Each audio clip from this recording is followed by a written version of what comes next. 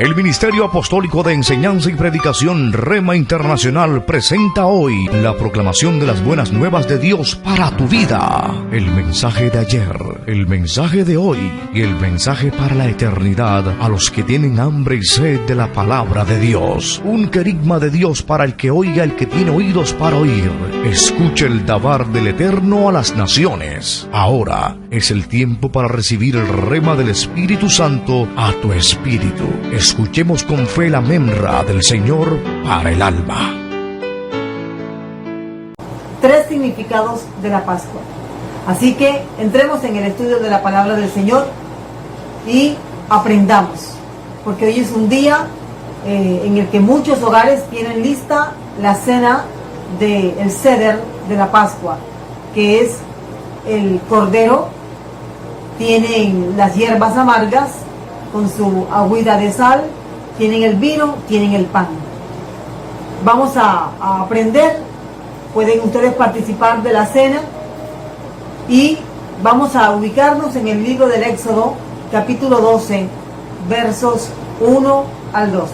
Libro del Éxodo, capítulo 12, en el Antiguo Testamento. Y vamos a estar desde el versículo 1 en adelante. Leemos la poderosa y hermosa palabra de Dios en el nombre del Padre, del Hijo y del Espíritu Santo. Jehová habló a Moisés y a Aarón en la tierra de Egipto, diciendo: este mes os será el principio de los meses, será para vosotros el primero de los meses del año. Hablad a toda la congregación de Israel, diciendo que el 10 de este mes, cada uno tome para sí un cordero en cada casa paterna, un cordero por familia. Si la familia es demasiado pequeña como para comer el cordero, entonces lo compartirán él y su vecino de la casa inmediata, de acuerdo con el número de las personas, según la cantidad que ha de comer cada uno. Repartiréis el cordero.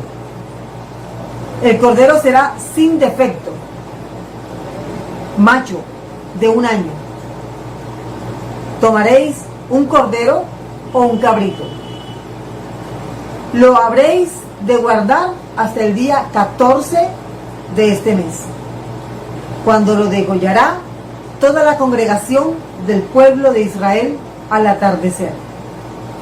Tomarán parte de la sangre y la pondrán en los postes, en los 2 postes y en el dintel de las puertas de las casas en donde lo han de comer. Aquella misma noche comerán la carne asada al fuego. La comerán con panes sin levadura y con hierbas amargas. No comeréis del cordero nada crudo, ni cocido en agua, sino asado al fuego, con su cabeza, sus piernas y sus entrañas. Nada dejaréis de él hasta la mañana. Lo que quede hasta la mañana habréis de quemarlo en el fuego. Así lo habréis de comer, con vuestros cintos ceñidos, puestas las sandalias en vuestros pies y con vuestro bastón en la mano.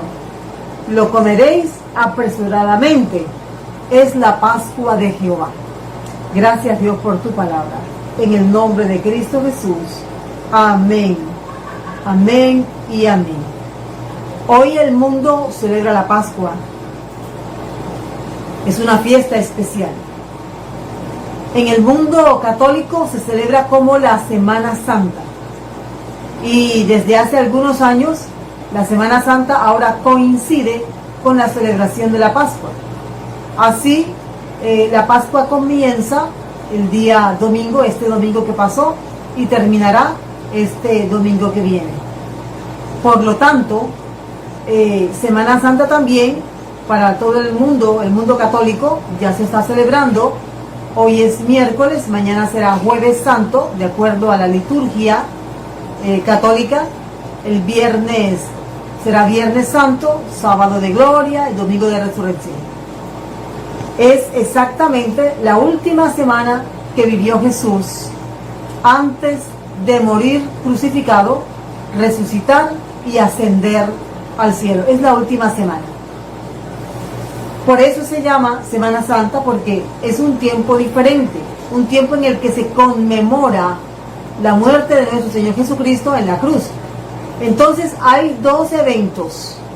Está el evento de la Pascua y está Semana Santa, que trata de explicar lo que pasó en la Pascua. Sin embargo, no es lo que vemos. Vemos que en Semana Santa normalmente en algunas culturas no comen carne, hay cierta liturgia especial, lavado de pies, se sale el domingo con los ramos en las manos, tratando de asemejar la entrada de Jesús en Jerusalén. Y en otras partes, en cambio, como en el judaísmo, no celebran Semana Santa, ni le llaman así, sino que celebran Pascua. Y la Pascua descrita aquí en el en Éxodo capítulo 12. Como el centro de toda la celebración, el centro de la celebración ordenada por el Señor es la Pascua. Nosotros vamos a centrarnos en la Pascua y vamos a ver cuál es el significado de la Pascua y cómo nos compete a nosotros la celebración de la Pascua. Tiene tres significados que los vamos a ver en esta dulce noche de Pascua. Esos significados están en la palabra de Dios y vamos a aprenderlo y vamos a enseñárselo a nuestros hijos. Vamos a explicarle a los más pequeños, a los niños. Vamos a enseñarles para que ellos sepan, conozcan el valor de la Pascua. Los tres significados de la Pascua que vamos a ver son los siguientes. Pascua es la liberación del pueblo escogido de Israel de Egipto, de mano de Faraón. Ese es el primer significado y es el significado histórico también. Israel, el pueblo de Dios, los descendientes de Abraham, llamado por Dios, estuvieron como esclavos en Egipto por más de 400 años y fueron libertados por el poder de Dios, de manera sobrehumana, de manera sobrenatural. Fueron libertados por medio de 10 plagas. El segundo significado de la Pascua es la liberación del creyente de este mundo pagano para tener nueva vida en Cristo Jesús. Ese es el segundo significado. La liberación o libertad que le ha dado Cristo al creyente en Él, el que ha creído en Jesús como su Señor, que le ha recibido como su Señor, de este mundo pagano para darle vida nueva. Y el tercer significado es la liberación laboral del creyente para adorar a Dios. Entonces vamos a centrarnos en el primero y vamos a aprender. Pascua significa la liberación del pueblo escogido de Israel, el pueblo de Dios que se llama Israel. La Pascua es una fiesta de Jehová, no es una Pascua del pueblo judío ni del pueblo de Israel propiamente. La Pascua se llama la Pascua de Jehová.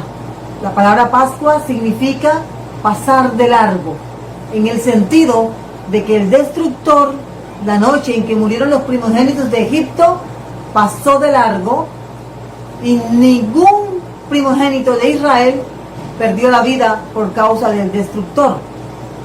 De esa forma, la Pascua o el pasar de largo se celebra, se conmemora, porque fue un día de victoria del pueblo de Israel sobre los egipcios, que eran sus opresores, sus enemigos.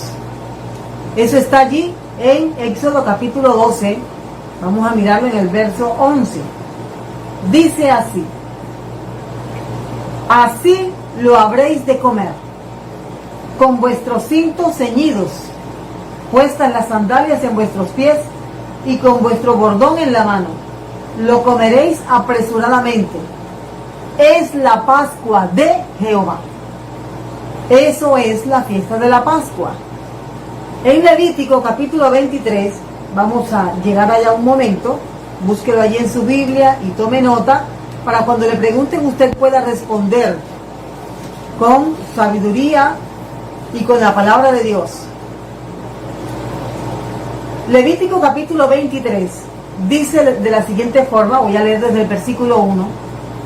Jehová habló a Moisés diciendo: habla a los hijos de Israel y diles que las fiestas solemnes de Jehová. ¿De quién son las fiestas? De Jehová. Mis fiestas solemnes, dice el Señor. Así que las fiestas no son de los judíos, no son de un hombre en especial, no las inventó alguien en especial acá en la tierra, no. Las fiestas son propiedad del Señor y Él se las da a su pueblo para que su pueblo se goce delante de Él. Es una forma pedagógica de aprender del Señor, una forma edificante de crecer o para crecer espiritualmente. Las fiestas son la forma en la que el pueblo se goza delante de su Dios. Así que la fiesta de la Pascua ilustra, y de una manera muy clara, histórica, a los niños les encantan, les gustan las historias. Esta noche es una noche especial para contarle a los niños la historia del Éxodo, la historia de cuando Israel fue esclavizado y cómo Dios envió a envió a Moisés y envió a Aarón para libertar a su pueblo con brazo extendido, con todo su poder en la tierra de Egipto, y cómo lo sacó de esa tierra donde habían estado esclavizados por el faraón y por los egipcios. Una historia que realmente le gusta mucho a los niños, y si tiene un libro, una forma de ilustrarles, pues en YouTube hay muchas películas que ilustran cómo fue este gran evento en el que Dios libertó a su pueblo de una manera magistral, de una manera poderosa, de las garras de los egipcios. Así que este es un buen momento para enseñarle a los niños qué pasó hace aproximadamente unos 3.500 años en Israel y en Egipto. La liberación de los israelitas por el poder de Dios del pueblo egipcio. Es un tiempo para decirles, una de las partes de la celebración consiste precisamente en que uno de los niños le pregunta a su papá: papá, ¿por qué en esta noche comemos pan sin levadura? ¿Por qué en esta noche comemos así? ¿Por qué nos reunimos? Y el padre debe responder a las preguntas que su hijo le hace. Y así se cumple lo que el Señor le mandó al pueblo de Israel. Estas palabras que yo te mando, se las enseñarás y las repetirás a tus hijos al entrar a casa, al salir de casa, cuando vayas por el camino, cuando te sientes en la mesa, cuando te acuestes, cuando te levantes. Porque es que no basta con que un niño nazca en un hogar evangélico o en un hogar cristiano, para ser más clara. No basta. Es necesario instruir al niño en los mandamientos del Señor. Es necesario que el niño conozca la palabra de Dios desde pequeño. Así, aunque este mundo esté como esté, aunque la gravedad del pecado de este mundo sea como es, como la estamos viendo, el niño será preservado, porque la palabra de Dios ejerce un poder en el niño. Recuerde que la palabra de Dios es viva y eficaz. Entonces, esta fiesta que el Señor instituyó era un tipo, esto hace parte del primer punto en el que estamos. La Pascua es la liberación del pueblo escogido de Dios. La fiesta de la Pascua fue instituida por Dios como un tipo de la futura liberación espiritual y física de su pueblo. En este momento era una liberación física, una liberación solamente para el pueblo escogido de Israel. Pero esta fiesta también simboliza, porque es una fiesta para celebrarla eternamente y para siempre. la liberación del pueblo de Dios donde esté, como esté. Así que la Pascua siempre simboliza liberación, libertad, redención. Vale la pena celebrarla. Vale la pena entonces recordar lo que el Señor hizo. Porque este es el fondo histórico de lo que pasó en la cruz del Calvario. No podemos celebrar la Pascua de la crucifixión. La Pascua es el tipo. La crucifixión es el cumplimiento de ese tipo. ¿Cómo así el tipo? El hecho de que el Señor haya pedido al pueblo que todo el mundo el mismo día escoja un cordero, lo tengan allí hasta el día 14. Ese día 14 lo debían degollar, debían comerlo, no debía perderse nada. Todo eso era una representación de la cruz de Jesús en el futuro. Así que la Pascua es un tipo, y el tipo, que es la figura, es la sombra de algo que estaba por suceder.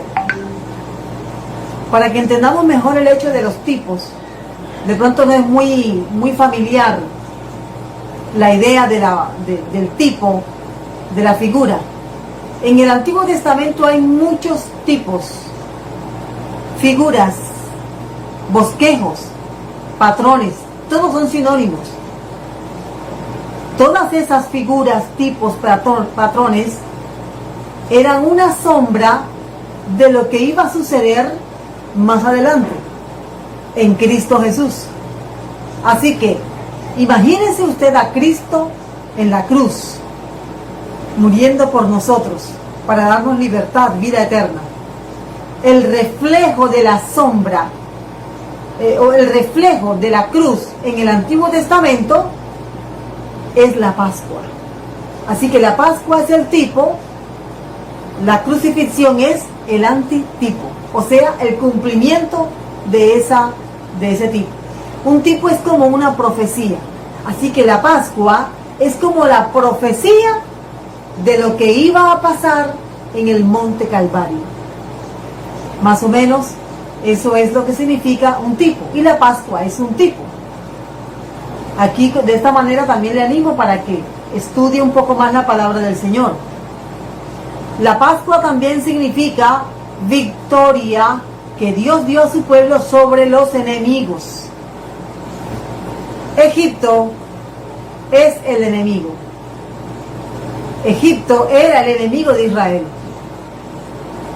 Eran implacables, los azotaban, los forzaban a trabajar sin descanso. No tenían que ver con el hecho de que ellos tuvieran una fe, tuvieran familia. Lo único que le interesaba a los egipcios era que los israelitas construyeran las ciudades que ellos querían, sin salario, sin una ayuda, sin prestaciones sociales de ningún tipo. Y Dios les liberta de esa opresión. Así que la Pascua para Israel significó libertad del enemigo. Ese enemigo opresor, ese enemigo que explotaba laboralmente al pueblo de Dios. Por lo tanto, es protección para la familia. En la Pascua, mientras que el pueblo estaba preservado, guardado, todos los primogénitos de Egipto murieron en una misma noche. Todos los primogénitos de Egipto murieron mientras dormían. Entre tanto, Israel estaba comiendo el cordero para salir de noche, corriendo con los niños agarrados de la mano, todas sus cosas empacadas, listos para salir apenas terminaran de comer. Era liberación del enemigo. Ese es el primer significado de la Pascua. Lo que la Pascua significó para Israel. La Pascua como tipo, como una figura del cumplimiento de la muerte de Cristo en el Calvario. Eso es. Esta fiesta debe celebrarse eternamente. Es un estatuto perpetuo. Sin embargo, hoy el que la quiera celebrar lo puede hacer. El que no la quiera celebrar por diferentes motivos, igual pueda también no celebrarla.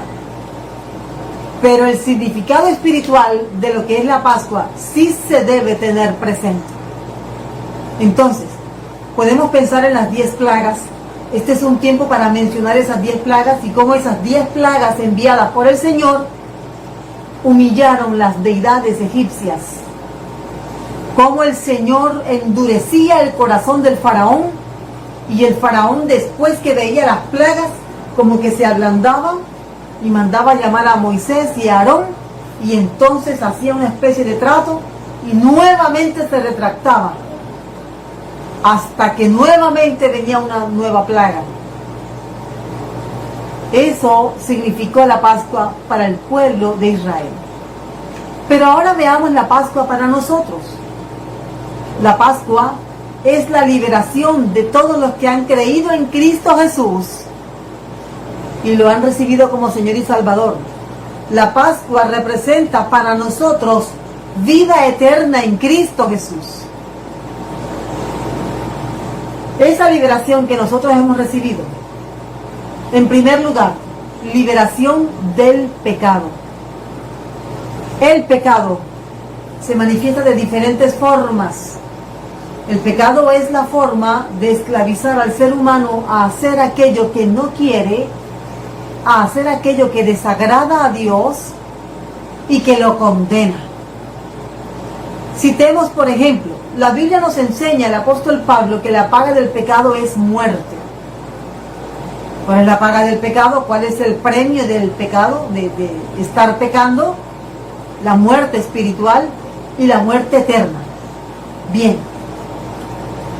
Si nosotros no somos libres por el Señor Jesucristo del pecado, porque no le recibimos, porque no queremos creer en Él, entonces seguiremos como esclavos del pecado. El pecado es errar a la palabra de Dios. El pecado es esquivar la voluntad de Dios. En el Evangelio de Juan, capítulo 1, verso 29, allí se nos dice cuál es el resultado espiritual y poderoso de Cristo como el Cordero de Dios. ¿Sí lo ven? En la Pascua, que se celebró por primera vez hace más de 3.500 años, había un cordero tierno, macho.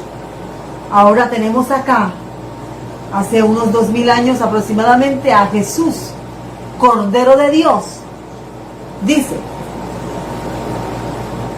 el siguiente día vio Juan a Jesús que venía a él y dijo, he aquí el Cordero de Dios que quita el pecado del mundo. He aquí el Cordero de Dios que quita el pecado del mundo. ¿Quién entonces quita el pecado de la humanidad? Cristo Jesús, mediante su sacrificio, pero solamente de aquellos que le reciben como Señor, no de todo el mundo, aunque todo el mundo puede ser libre, aunque todo el mundo puede recibir a Jesús.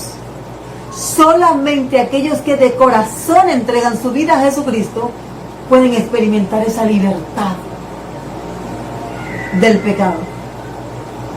Eso hace que ahora nosotros, los que hemos creído en Jesús, seamos libres de la esclavitud del pecado.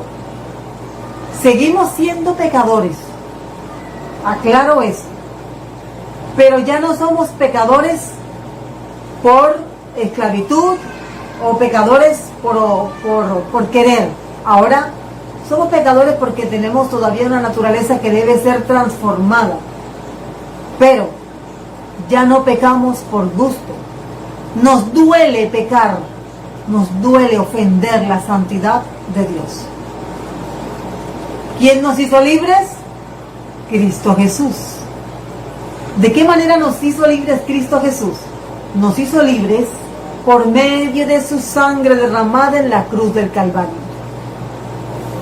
En ese momento en que Él, como cordero inmolado, muere, entrega su espíritu, entrega su alma y su cuerpo es flagelado, molido, como dice Isaías 53, en ese momento nos estaba dando vida eterna, salvación, libertad,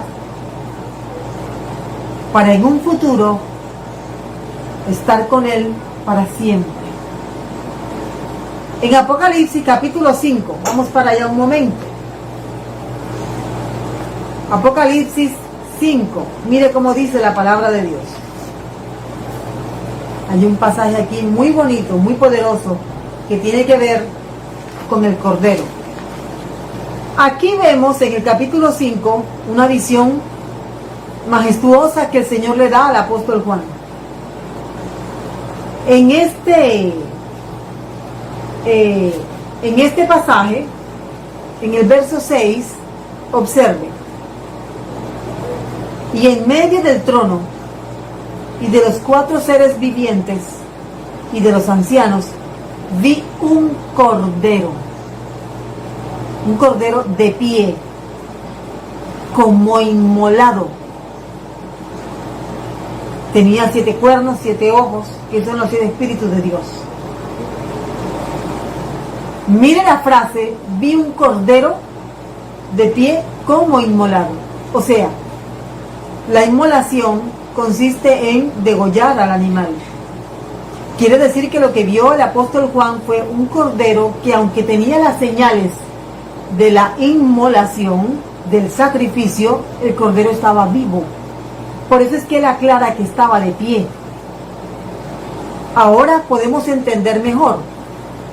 Ese cordero que el Señor le mandó a Israel la noche allá en Egipto, cuando ya iban a salir, ese cordero indefenso, macho, perfecto, estaba representando al futuro cordero. Es una forma metafórica en la que el Señor enseña. Eso es pedagogía divina. Ese cordero que el Señor les pidió, el animalito de 4 patas, estaba representando el cordero que moría en la cruz del Calvario y que ahora lo vemos aquí en Apocalipsis 5, dando vida eterna. Y no solamente vida eterna para el hombre. En este Apocalipsis 5, este cordero es el encargado de abrir los sellos de un documento que está sellado 7 veces y que representa la creación. La creación que había quedado sujeta a Satanás y su esclavitud. Esta fiesta entonces es la celebración de nuestra libertad. Tenemos aquí que la fiesta de la Pascua, además de lo que hemos aprendido, es una fiesta que nos permite vivir en una constante fiesta. Como el coro que cantamos hace tiempo y bueno, todavía se canta en algunas iglesias. Hay una fiesta, fiesta, fiesta continuamente en mí. Refiriéndose a esa fiesta que es producto del gozo de Dios en nosotros. Entonces, ¿para qué el Señor mandó a su pueblo Israel a celebrar la fiesta?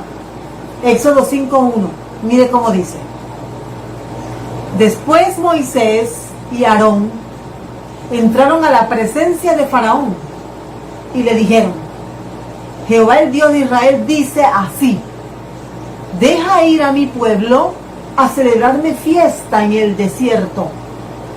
A celebrarme fiesta en el desierto. Usted ya me imagino que conoce la historia, ha tenido que haber leído ya Éxodo y se va a dar cuenta que Faraón dijo: yo no conozco a tu Dios, no conozco a Jehová, no me interesa y de aquí no sale nadie. No fue fácil, pero todo fue un plan elaborado por Dios para que el pueblo de Israel conociera a su Dios y conociera lo poderoso que era Dios, aún más que los dioses egipcios. Esta fiesta no es como las fiestas paganas. La Pascua es una fiesta del Señor. Hay 2 palabras para referirse a fiesta aquí en el libro del Éxodo. Una es la palabra Sahak, Sahak. La otra es la palabra Hagag. Hagag. Son dos palabras muy diferentes. Escuchen, esta fiesta que el Señor quiere que el pueblo le haga constantemente hasta el día de hoy, esta fiesta es la traducción del vocablo Hagag. ¿Y qué significa Hagag? Significa moverse en círculos, en ronda. Es danzar, ¿ve? Moverse en rondas, donde el uno va agarrado del otro así, entonces hacen una ronda a manera de niños. Y todos giran, dan vueltas y hay música.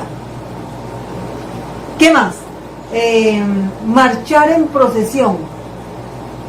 La Iglesia Católica pienso que entendió estas procesiones y por eso es que ellos practican las procesiones al aire libre. Ellos salen, la gente sale, pero ellos no salen danzando, salen caminando y bueno, llevan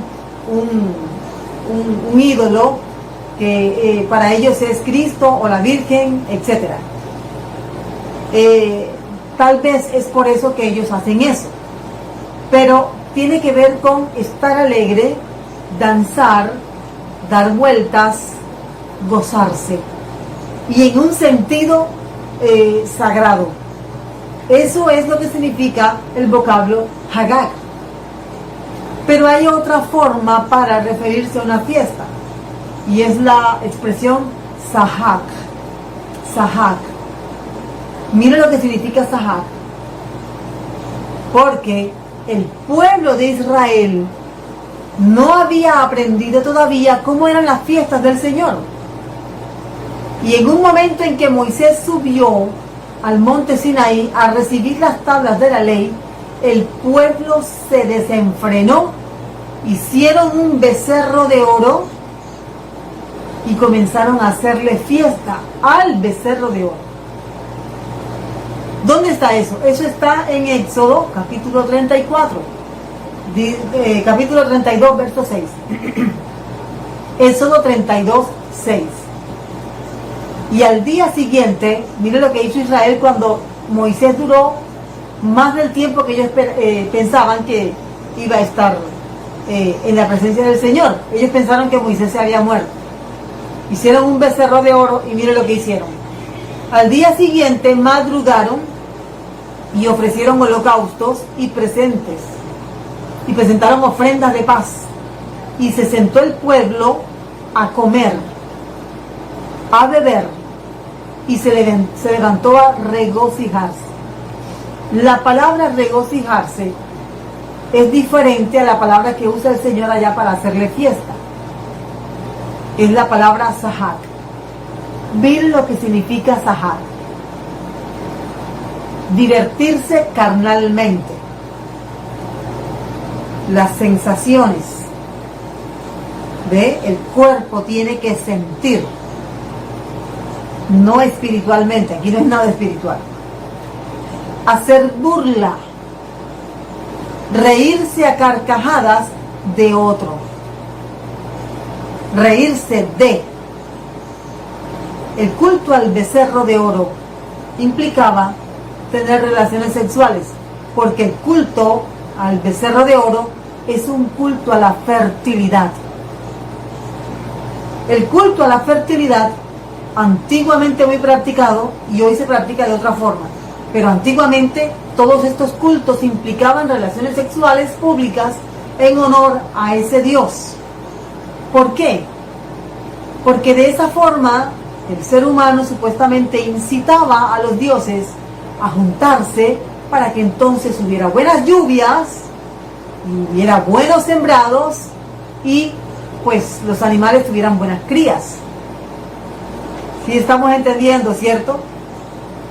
Así que la fiesta que estaba rindiendo Israel mientras Moisés estaba ausente era una perversión completa. La fiesta que pide el Señor produce alegría, gozo, pero no es de una fuerza externa, sino de servirle al Señor. Es un gozo que viene de adentro. Es un gozo que lo provoca el mismo Señor.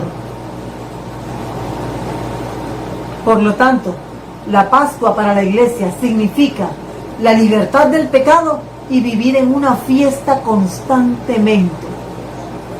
¿Vives tú en esa fiesta constante? ¿Te parece que las fiestas del Señor son aburridas? Cuando pasas por algún festival de estos que hacen en el mundo, sientes que la carne te brinca, como que tu cuerpo de carne como que te empuja hacia ese lugar. Entonces hay que buscar un poco más de Dios, porque las fiestas del Señor no producen ese tipo de gozo. Las fiestas mundanas, aquellas donde no se glorifica al Señor, sino que se glorifica al ser humano, sino que la persona está allí, tiene que ser estimulada para gozarse, tiene que ser estimulada por algún agente externo para sentir alegría. Ejemplo, alcohol, drogas, alucinógenos, música que provoque cierta excitación, porque es que no hay gozo de otra forma. Entonces las fiestas del mundo no producen el gozo que sí produce Dios. Entre otras cosas, el gozo que producen las fiestas paganas se acaba cuando se pasa el efecto del alcohol, cuando se pasa el efecto de las drogas, cuando se va la gente para sus lugares de trabajo, ya que cada uno se separa. Nuevamente comienza la rutina del aburrimiento, de otra vez tener que trabajar, otra vez esta vida sin sentido, porque el único que puede dar un gozo que quede todo el día, todos los días, es Dios a través de su Espíritu Santo. La Biblia dice que aquel que tiene el Espíritu Santo produce el fruto del Espíritu Santo que se llama gozo. El gozo, la alegría, ese sentido, esa convicción de que a pesar de las circunstancias, estén como estén, Dios tiene el control. De que pase lo que pase, estamos en paz con Dios. Y sobre todo, aquella vez que Jesús les dijo a sus discípulos, no se gocen tanto porque los demonios se les sujetan. Gócense porque sus nombres están inscritos en el libro de la vida. Jesús es la Pascua de nosotros. Jesús instituyó en la fiesta de la Pascua la cena del Señor. A ver, para la iglesia, la cena del Señor antes de la Pascua, o antes de Jesús celebrar la Pascua, la última Pascua que Él celebró, no existía. Solo se celebraba la Pascua con sus 4 copas, su vino, su pan, sus hierbas amargas y el cordero.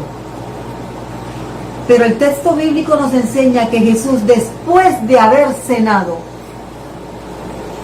después de haber terminado el cordero, las hierbas amargas,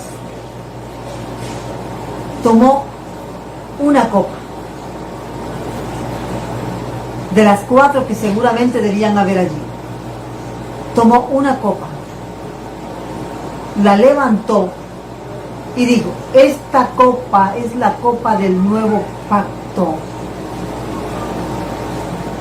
Los discípulos que estaban allí, que estaban acostumbrados a dejar esa copa allí porque esa copa la debía levantar el Mesías, se quedaron asombrados.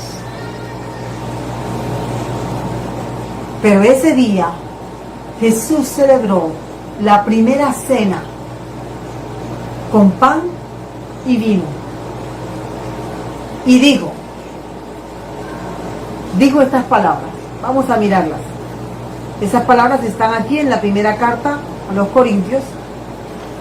Las dijo el apóstol Pablo y las decimos cada vez que vamos a participar de la cena. Cada vez que participamos de la cena, recordamos las palabras de Jesús. Esto es mi cuerpo, que por vosotros es partido. Haced esto en memoria de mí todas las veces que la bebáis. cada vez que participamos del pan, participamos de la copa, recordamos esas palabras de Jesús. Son las que le dan significado. Entonces, la Pascua liberta del enemigo, protege a nuestros hijos, nos guarda del destructor. Cuando Jesús instituye la cena, estamos en ese momento, ya no celebramos la Pascua como ellos la celebraban. Esto es opcional en este tiempo de gracia. El que la quiera celebrar la Pascua, la puede celebrar como dice la palabra de Dios. Pero igual, si no celebra la Pascua, la cena del Señor sí. Y al participar de la cena del Señor, el Señor nos está guardando de tres cosas. Nos guarda del mundo, Faraón, Egipto. Nos guarda de la muerte, el destructor que pasó por las calles de Egipto. Y nos guarda de la enfermedad, la muerte de los primogénitos. Todas esas maldiciones, somos guardados. Por eso en este tiempo de pandemia, el Señor nos dio la instrucción de participar de la cena, para que seamos guardados. No participar de la cena, aunque hay cena, aquí nosotros siempre, en Catedral Bíblica Rema, siempre estamos participando de la cena. Todos los primeros domingos participamos de la cena. Pero a alguien se le da por no participar de la cena porque está enojada con el esposo, con el vecino, no le habla al hijo, no le habla al papá, está molesto porque no se hicieron las cosas como él o como ella quería. Y está molesto. Entonces, ¿qué hace? Como yo estoy molesto, no me voy a exponer al juicio de Dios participando de la cena. ¿Qué hace? Se tapa la boca y no participa de la cena. Y cree que de esa forma se está librando de el destructor, de la muerte y de las enfermedades. No es así. Estás expuesto o expuesta porque no tienes cobertura. No has participado de aquello que Jesús dejó para guardar a su pueblo del destructor, del mundo y de la muerte con sus enfermedades. Ahora sí estamos entendiendo por qué es tan importante participar de la cena. Sí estamos viendo cómo repercute en nuestra vida espiritual participar de la cena que fue instituida en una fiesta de Pascua. Además, uno de los principales significados de la cena del Señor, que Jesús la instituye en la Pascua, es la comunión íntima con Dios. Quien no participa de la cena es como el niño que su papá está en la mesa, su mamá está en la mesa, sus hermanos, y él dice, yo no voy a tomar la cena porque estoy molesto, y se va y deja su comida allí. Es igual. Eso da a entender entonces que él no está en comunión, y como no está en comunión, no participa de la cena. Es muy triste que eso pase. Ese es el segundo significado. El tercer significado de la fiesta de la Pascua. El significado tercero de la fiesta de la Pascua es la liberación laboral del creyente para adorar a Dios. En la fiesta de la Pascua aprendimos algo poderoso: libertad financiera, libertad laboral. En Pascua aprendemos que nuestro trabajo debe ser nuestro servidor y no nosotros servidores del trabajo. ¿Sí lo entendimos? Nuestro trabajo debe servirnos a nosotros, no nosotros al trabajo. Quien no está consciente de lo que trajo Cristo a su vida, sigue trabajando para el faraón. Y si no hay otra salida, te toca. Pero tienes la oportunidad, y te lo digo en el nombre de Jesús de Nazaret, tienes la oportunidad de ser libre de ese faraón. Esta libertad es para toda la familia. Toda tu familia debe disfrutar de ti si eres el padre de familia en la casa, o si eres la madre, la cabeza de hogar. Toda tu familia. El faraón le dijo a Moisés: ¿quiénes van a celebrar la fiesta a Jehová en el desierto? Y Moisés le dijo: todos, nuestros ancianos, nuestros niños, nuestro ganado. Y Faraón le dijo: no, solamente los varones. Y Moisés dijo: o vamos todos o no vamos. Faraón se opuso y el Señor envió otra plaga. Bien, ser un esclavo laboral. Un esclavo laboral es aquel que no puede dedicarle tiempo a su vida espiritual. Un esclavo laboral es aquel que no puede crecer espiritualmente porque el faraón lo tiene con el pie en el cuello. Un esclavo laboral no puede ser fiel a Dios con sus diezmos y sus ofrendas porque no le alcanza nunca. Y siempre va a decir que no puede, cuando esa es una de las claves de la libertad financiera. Un esclavo laboral está en Egipto mayor parte del tiempo que en la iglesia. Estos hermanos que no participan del culto, de los servicios, de las reuniones, porque están trabajando, siempre están trabajando. Y usted los ve apurados, algunos están enfermos, otros, la familia está a punto de separarse. ¿Por qué? Porque la esclavitud laboral los tiene asfixiados. Así, de la misma forma como el faraón tenía a los israelitas en Egipto. El trabajo dignifica al ser humano, pero cuando el trabajo no te permite buscar de Dios, ese trabajo te tiene esclavizado o esclavizada. Aquí la palabra de Dios nos enseña que el faraón no va a dejarte ir fácilmente. Cambiar de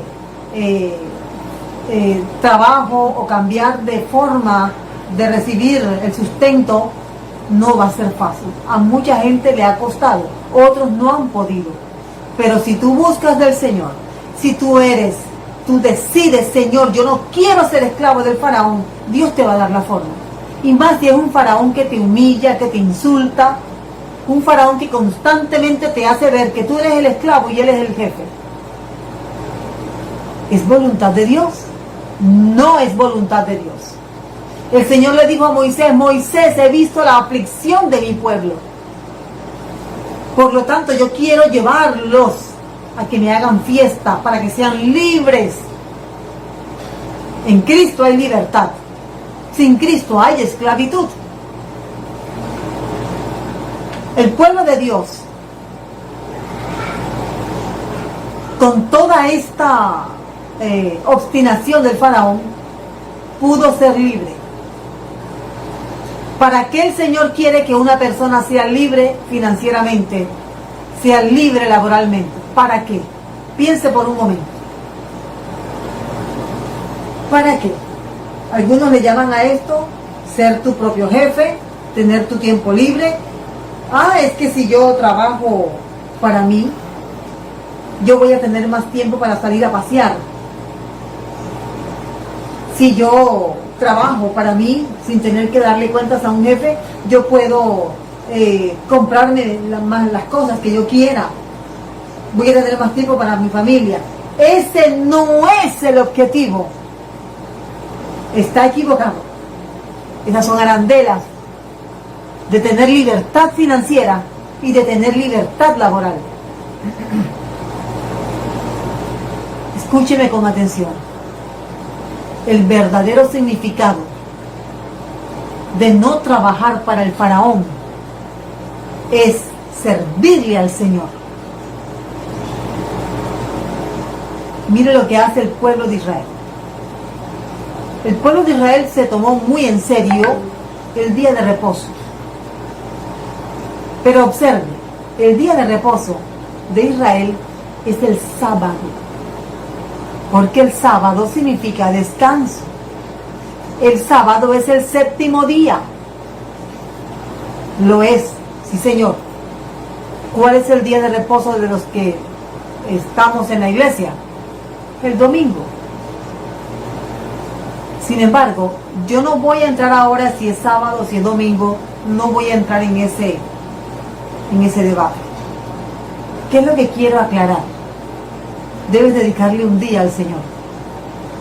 Sea domingo, sea sábado. Debes dedicarle un día al Señor. Un día para el Señor. Pero tú me dirás, pero es que yo no puedo. Y cuando te pregunten, ¿pero por qué no puedes? Porque es que yo trabajo. Muy bien. Ahora sí estamos entendiendo. ¿Para qué quiere el Señor llevar a su pueblo de Egipto al desierto? Para que estén con Él. Para que le hagan fiesta a Él. Para que sean bendecidos por Él. Para que reposen en su presencia. La familia toda. Pero si tú, domingo 9 de la noche, yo sé que este es el caso de muchos, estás atendiendo clientes porque tu jefe te dijo que tienes que trabajar el domingo, porque si no trabajas el domingo, te despide y hay una fila larga de gente que está esperando que tú salgas para ellos tomar tu puesto. ¿Quiere decir entonces que tú no te vas a hacer libre laboralmente por tus propias fuerzas? No, necesitas del Señor, necesitas del que te está llamando a vivir en el desierto. El pueblo de Israel, cuando llega el día viernes, antes de las 6 de la tarde, en Jerusalén, todos los negocios se cierran. Todos.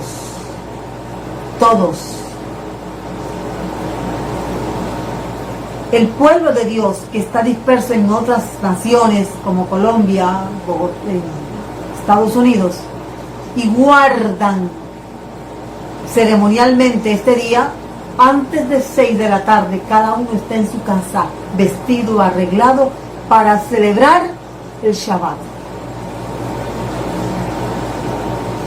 ¿Por qué pueden hacer eso? Seguro que tú no.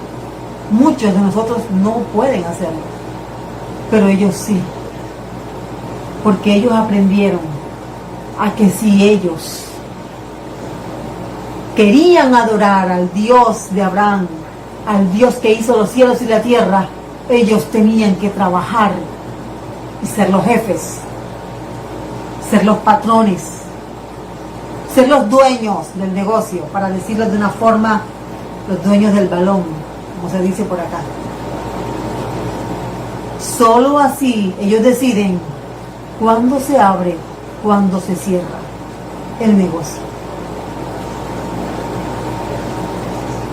Claro, se acabó el Shabbat, ellos abren nuevamente, para ellos ya hubo un día de 24 horas para leer la palabra de Dios, estudiar la palabra de Dios, comer juntos, compartir, reírse, danzar, de gozarse delante del Señor. Todo un día. Ese día no cocinan, ese día ellos no hacen nada. Ellos están dedicados al Señor y eso es fiesta para ellos. ¿Cuánto costó esa libertad laboral que el pueblo de Israel tiene hoy, los que guardan la ley, los que guardan la Torá? ¿Cuánto costó? La fiesta de la Pascua. Estamos entendiendo, ¿verdad? Entonces, Dios no es que quiera que tú trabajes menos y ganes más para que vayas a darte la gran vida por allá lejos de Él. No, si así es, no. Es para que le sirvas a Él. Es para que le adores a Él, porque Él busca adoradores que le adoren en espíritu y en verdad. Cada vez que hay una actividad cristiana, tú puedes estar allí, porque no eres un esclavo laboral. Hay mucho que aprender de eso. Concluyo. El apóstol Pablo nos dice en la primera carta a los Corintios, en el capítulo 5, que Cristo es nuestra Pascua. Así que usted y yo, si hemos creído en Jesús, constantemente vivimos en la Pascua. Constantemente vivimos de fiesta. Constantemente vivimos viendo la libertad que el Señor nos ha dado. Constantemente nos gozamos en su presencia. Constantemente estamos disfrutando de su salvación. Él nos hizo libres, nos hizo salvos. Tenemos vida eterna. El Ministerio Apostólico Rema Internacional pone a disposición esta predicación. Ofrecemos ministración a simposios, seminarios, campañas evangelísticas, educación globalizada sana y de carácter interdenominacional. Escríbanos a ministerioremainternacional@gmail.com o llámenos al celular 316-270-7181.